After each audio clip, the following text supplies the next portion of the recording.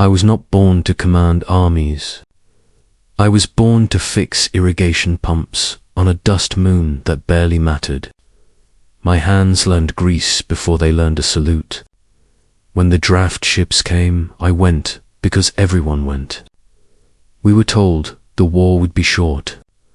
We were told the enemy would break when faced with our resolve. None of that was true. What was true was that humans adapt. We bend, we learn, we do not stop. I learned this slowly while the stars burned above our convoys and the first friends I made died without ceremony. I learned it faster when command fell on me because everyone else was gone. The enemy called themselves the Keth. They were older than us by thousands of years. They had ships grown from living crystal and weapons that folded space. They had queens who ruled by lineage and memory. They had never lost a war. When they met us, they thought us loud and brief. They thought we would shatter. We did not. We watched. We measured. We failed and failed again. Then we changed. We stopped fighting like heroes. We fought like engineers and farmers and stubborn mechanics who refused to let a machine die. We used scrap. We used timing. We used patience. My first command was a wrecked flotilla hiding in a ring of ice. We had no fuel and little food. We had a map and a lie. The lie was that we were broken. I sent it out on open channels. The Keth listened because they loved certainty. When they came, we did not meet them head-on. We cracked the ice. We turned the ring into a storm. We blinded their senses and slipped past. We took a depot that should have been untouchable. We left behind silence and empty docks. The war did not end. It changed direction. Years passed. The maps filled with notes in my handwriting. Losses piled like stones in my chest. Victories tasted thin. The Keth adapted to. They learned to fear quiet. They learned that human ships could come from anywhere. They learned that we would trade space for time and time for advantage. I learned their rhythms. I learned the way their fleets breathed in formation. I learned how their queens thought. They valued lineage. They valued continuity. They would sacrifice thousands to preserve a symbol. That was their strength. It was also the seam. The final campaign began with a retreat that was real. We bled, we ran. We let them see it. They gathered for the strike that would end us. They brought a queen in person. They did not do this for anyone else. We watched the build-up from a distance and counted hulls. We counted escorts and carriers and the living citadel that held their queen. We built something ugly in the dark. We built it from broken drives and captured crystal and math that made our heads ache. We named it the hinge. It would fold space once. It would do it badly. It would do it enough. On the day of the strike, we did not form a line. We formed a net. We placed small ships where no one would expect them. We powered down and waited. When the Keth advanced, we let them pass through the net. Then we closed it. The hinge tore a scar across the battle space.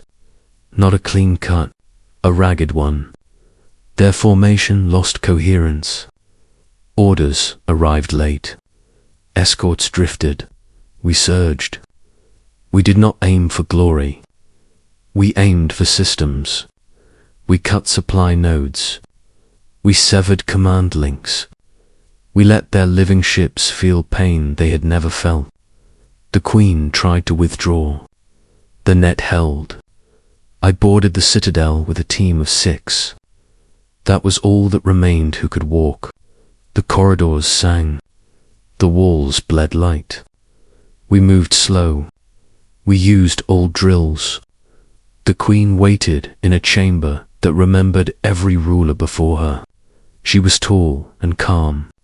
She spoke our language without accent. She said we had surprised her. She said she would offer terms if I knelt. I did not. I told her the war was over. I told her to order a ceasefire.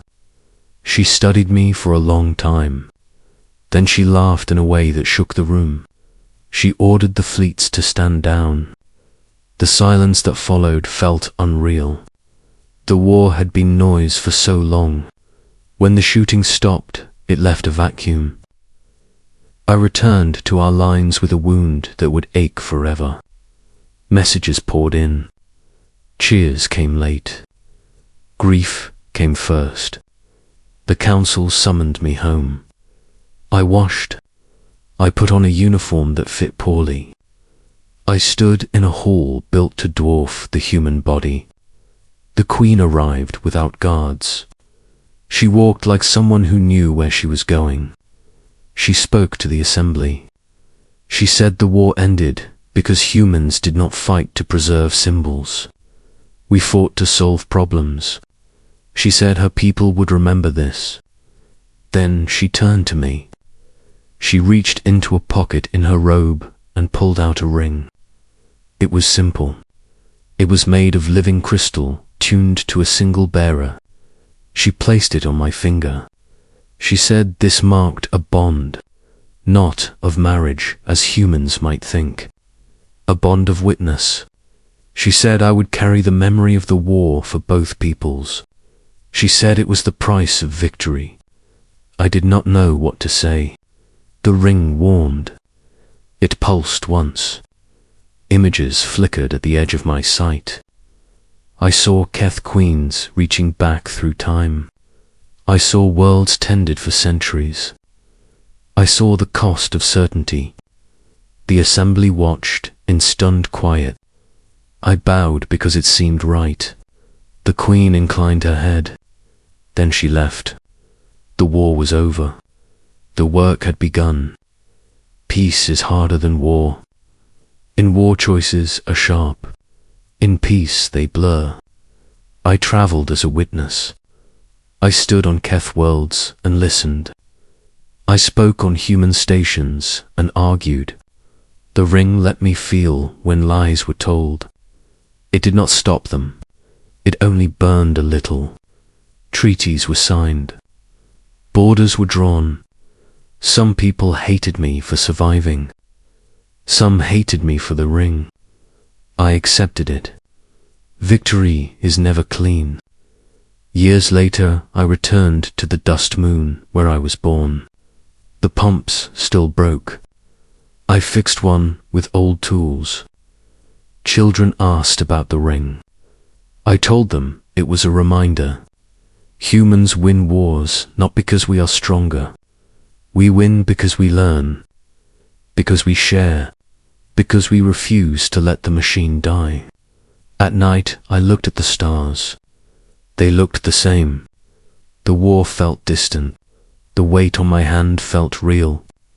I slept knowing the Queen would remember, knowing we both would.